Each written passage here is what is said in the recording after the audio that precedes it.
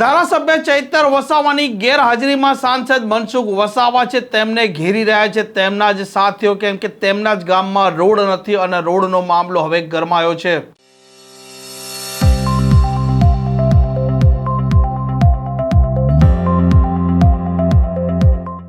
નમસ્કાર, આપ જોઈ રહ્યા છો હોટલાઇન ન્યૂઝ અને હું છું આપણી સાથે તોફિક ગાંચી। નર્મદામાં એક લાંબા સમયથી રાજકારણ છે તે વિવાદોથી ઘેરાયેલું છે, કેમ કે ચૈતર વસાવા અત્યારે જેલમાં છે અને સાંસદ મનસુખ વસાવા મોરચો સંભાળીને બેઠા છે અને તેમને જ આડે હાથ લીધા છે આમ આદમી પાર્ટીના નેતા નિરંજન વસાવા, જે ચૈતર વસાવાના સાથી છે, કેમ કે મનસુખ વસાવાનું ગામ છે જુનારાજ અને જુનારાજ ગામમાં આજ દિન સુધી રસ્તો નથી બન્યો તેવો તેમનો આરોપ છે। અને જે પ્રકારે આ મામલો છે તે દિવસે ને દિવસે તૂલ પકડી રહ્યો છે, તેમાં હવે નિરંજન વસાવાએ મનસુખ વસાવાને આડે હાથ લીધા છે। આ સાંસદ મનસુખ વસાવાનું આ જુનારાજનું આ ગામ છે, તમે અમારી આજુબાજુમાં જોઈ શકો છો। આજે કમર એટલે આ ખાડા છે, આ ખાડાઓમાં આ આખો રોડ જે છે જુનારાજથી લઈ અને છેક કરજણ ડેમ સુધીનો ત્યાં આ જ પરિસ્થિતિ છે। તમે જુઓ અહીંયા ગાડી કોઈ બાઇક પર એક સિંગલ જઈ શકે એવી નથી। આજે છેલ્લા 30-35 વર્ષથી આપણા સાંસદ શ્રી મનસુખભાઈ વસાવા જેઓ સાંસદ છે, સાથે સાથે એ 2 વાર ધારાસભ્ય બની ચૂકેલા છે આ વિસ્તારના, પણ આજે પેલી કહેવત છે ને કે દીવાત અને અંધારું, કે જે સાંસદ આજે પોતાના ગામનો રસ્તો નથી બનાવી શકતા। 2-3 દિવસ પર અહીંયા ગાડી મુલાકાત લેવા આવ્યા હતા એમના ગામની, પણ હદ વચ્ચે જ એમને અહીંયા ગાડી ઊભું થઈ જવું પડ્યું હતું। એમની સાથે ધારાસભ્યશ્રી પણ આવ્યા હતા અને જે ગ્રામજનો છે, ગામના આગેવાનો છે, એ લોકો પર આક્ષેપબાજી કરી રહ્યા હતા કે ગામના 2-3 આગેવાનો છે એ રાક્ષસ છે। અને સાથે સાથે ધારાસભ્ય શ્રી ચૈતરભાઈ વસાવા જેઓ આ ગામના વાણિયા છે, ચૈતરભાઈ વસાવા અત્યારે 2-3 વર્ષથી હજુ ધારાસભ્ય બન્યા છે, પણ તેમ છતાં દર વર્ષે આ પરિસ્થિતિ હોય છે। એને ધ્યાનમાં રાખીને ગયા વર્ષે ચૈતરભાઈ વસાવાએ જુનારાજથી લઈને રાજપીપળા સુધી પદયાત્રા કરી, ફોરેસ્ટ કર્મચારીઓ જોડે રજૂઆત કરી, જિલ્લા સંકલનમાં રજૂઆત કરી, વિધાનસભામાં રજૂઆત કરી, ત્યારે આ રસ્તાનું જે કામ હતું એ કામ ગોકુળ ગતિએ ચાલુ થયું।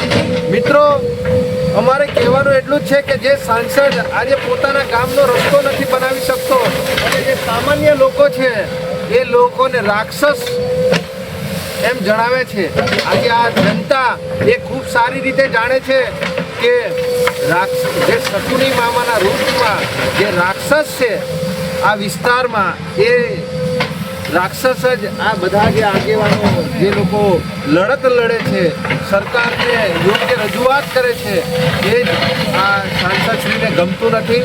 અમારે આ સાંસદશ્રીને કહેવું છે કે તમે બહુ ફાંકા ફોજદારી કરો છો, તમે બહુ મોટી વાતો કરો છો, પણ તમે તમારા આ ગામનો રસ્તો જુઓ। આ ખરેખર આ કેવી પરિસ્થિતિમાં છે।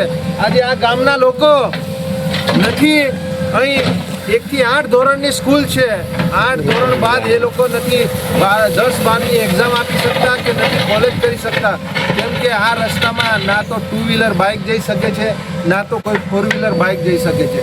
કોઈને ડિલિવરી થાય, કોઈને ગંભીર બીમારી થાય કે કોઈને સાપ કરડી જાય, લોકો રસ્તામાં જ ઝોલી લઈને અહીંયા ગાડી જાય છે અને રસ્તામાં મૃત્યુ પામે છે। ગયા વર્ષે પણ 2-3 એવી દુઃખદ ઘટનાઓ બની, જેવી ચીનકુવા ગામની પરિસ્થિતિ છે, જેવી તુલખેડા ગામની પરિસ્થિતિ છે, એવી જ પરિસ્થિતિ આ સાંસદ સભ્યના ગામની આ પરિસ્થિતિ છે। તમે જુઓ, વાસ્તવિકતા જે લોકો છુપાવે છે આ સાચી વાસ્તવિકતા છે। અમે અમારા જિલ્લા પંચાયતના પ્રમુખશ્રી દ્વારા આ જેસીબી એમણે મંગાવ્યું છે અને મિત્રો ખાસ આ પરિસ્થિતિને તમે જુઓ કે ખરેખર આ શું પરિસ્થિતિ છે, શું આ આપણું ગુજરાત મોડેલ છે, શું આ આપણો વિકાસ છે। આજે ભારતીય જનતા પાર્ટીના રાજમાં ગુજરાતમાં જ્યારે એમની સરકાર હોય, કેન્દ્રમાં એમની જ્યારે સરકાર હોય, ડબલ એન્જિનની સરકાર મોટી વાતો કરતી હોય, ફાંકા ફોજદારી કરતી હોય, આજે એ જ આજે આ રસ્તો એની પરિસ્થિતિ તમે જુઓ। આ અત્યારે અમારી ટીમ દ્વારા અહીંયા જિલ્લા પ્રશાસનને રજૂઆત કરી, જિલ્લાના પ્રમુખશ્રી, જિલ્લા પંચાયતના પ્રમુખશ્રી રજૂઆત કરી, આ જેસીબી મોકલ્યું છે અને આ તમામ આગેવાનો, આ સ્થાનિક ગ્રામજનો અહીંયા ઉપસ્થિત છે અને આ રસ્તો એ હમણાં માટી મેટલ કરાવી રહ્યા છે। આ પ્રકારના સમાચાર માટે હોટલાઇન ન્યૂઝ ચેનલને લાઇક શેર અને સબસ્ક્રાઇબ કરવાનું ભૂલતા નહીં. નમસ્કાર. આવા પ્રકારના વિડીયો તમને જોવા ગમતા હોય તો હોટલાઇન ન્યૂઝ ચેનલને લાઇક, શેર અને સબસ્ક્રાઇબ કરો.